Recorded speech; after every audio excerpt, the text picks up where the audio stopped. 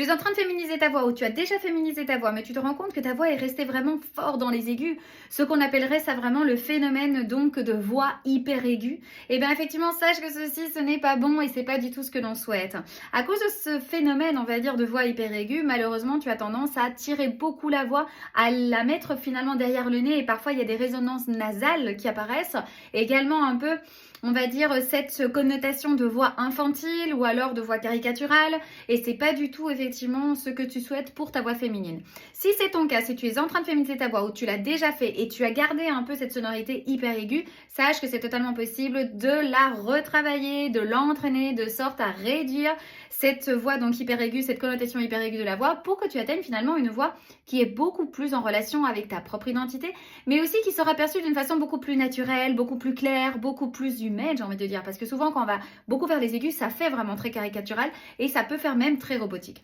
Donc n'hésite pas, si c'est ton cas, si tu es en train de féminiser ta voix, si tu l'as déjà fait, et quoi qu'il en soit, ta voix résulte, on va dire, trop aiguë, trop nasillarde, trop infantile, trop caricaturale, n'hésite pas, écris-moi et je te guide. Si tu as aimé cette vidéo, abonne-toi pour plus de contenu.